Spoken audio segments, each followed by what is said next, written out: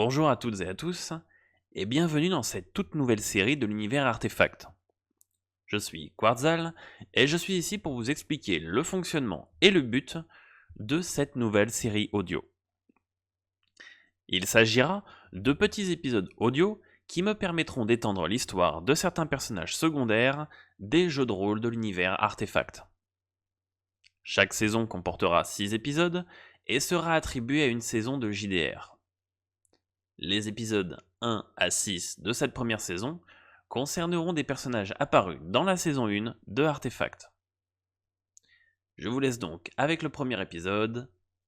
Bon visionnage.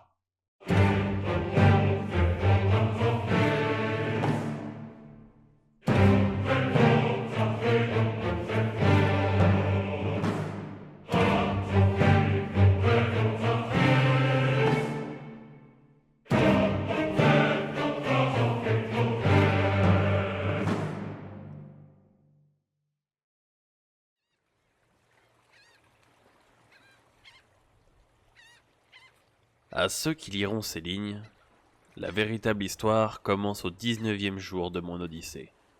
Alors que nous traversions l'étendue du bout du monde vers l'est, mes compagnons et moi-même étions à la recherche d'aventures. Se basant sur un simple postulat, nous sommes partis en quête de découvrir un nouveau monde. Alors que notre navire défiait les vents de cette mer maudite, les éléments se sont dressés devant nous tel un mur de fantômes.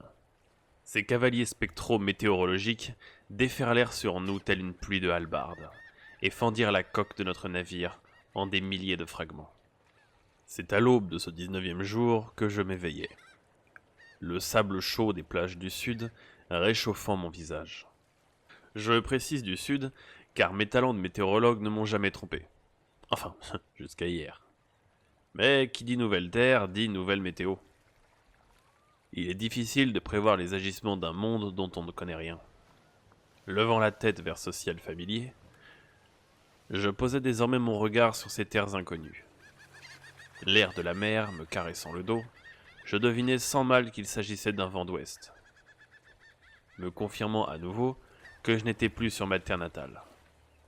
Mes yeux se portèrent alors sur mon entourage. Face à moi, des plaines verdoyantes à perte de vue. Plus au nord, une colossale chaîne de montagnes dont les pics si hauts disparaissaient dans d'épais nuages blancs. Mes premières actions sur ces terres inconnues furent l'émerveillement. Mais un dur retour à la réalité s'imposait. Cherchant parmi les débris, je ne parvins pas à retrouver la trace des membres de l'équipage. J'étais visiblement le seul survivant du Caudalis. Un fier navire qui faisait la fierté des charpentiers de Goldonzia. Je tâchais donc d'offrir une sépulture aussi décente soit-elle aux âmes des marins qui m'accompagnaient.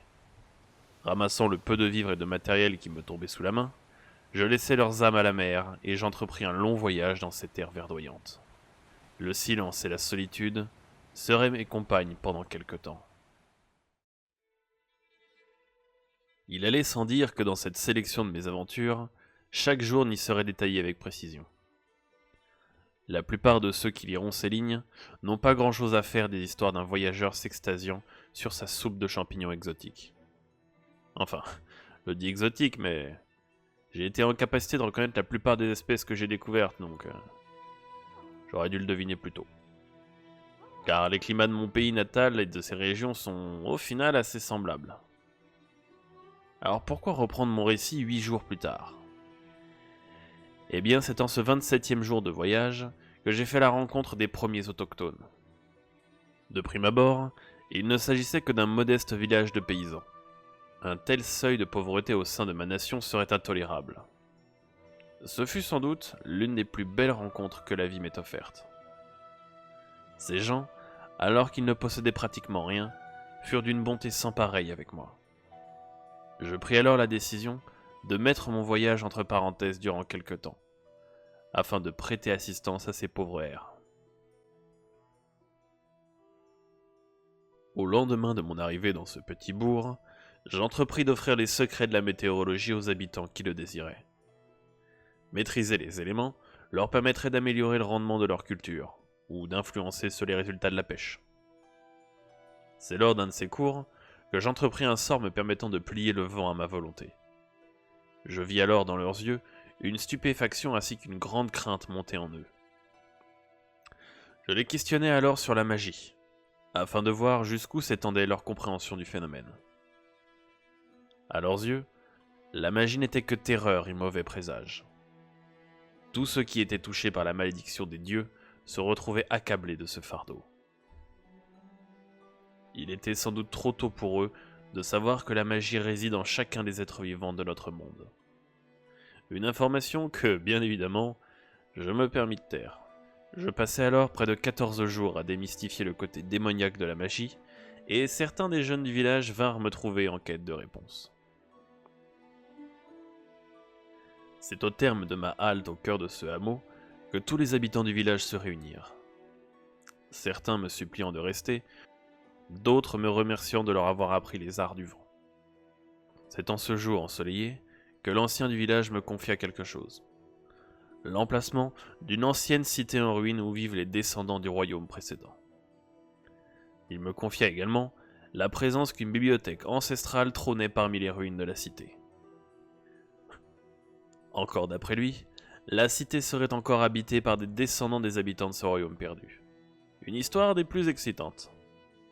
C'est donc à l'aube de ce 42e jour que je quittais ce petit village. Des décennies plus tard, j'appris que ses habitants l'avaient renommé le hameau de Saint-Galien. Une douce attention.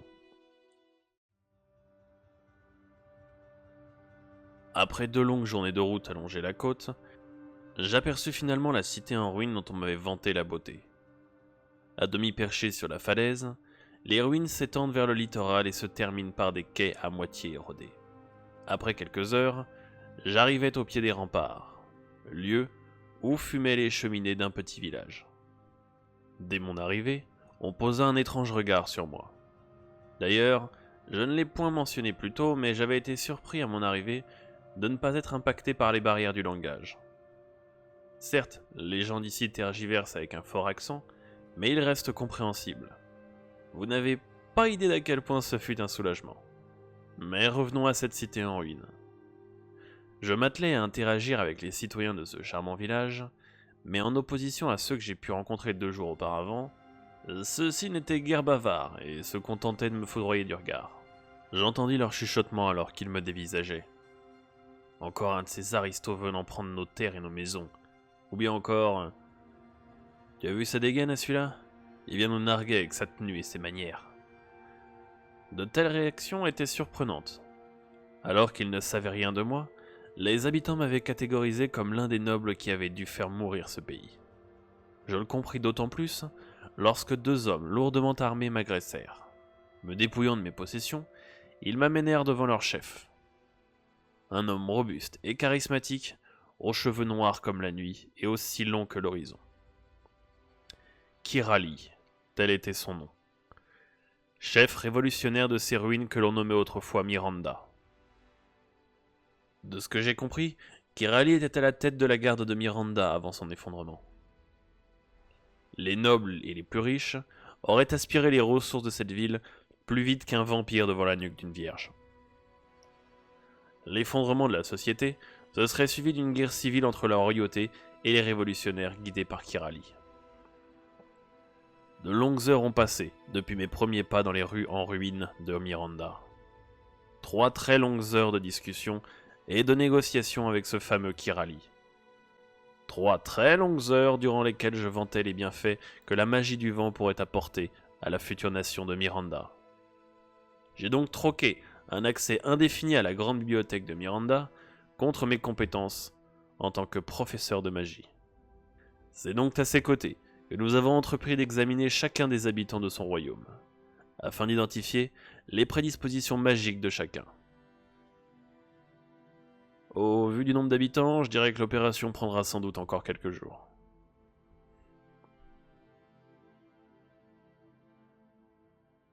Une dizaine de jours se sont écoulés depuis mon arrivée dans la cité délabrée de Miranda.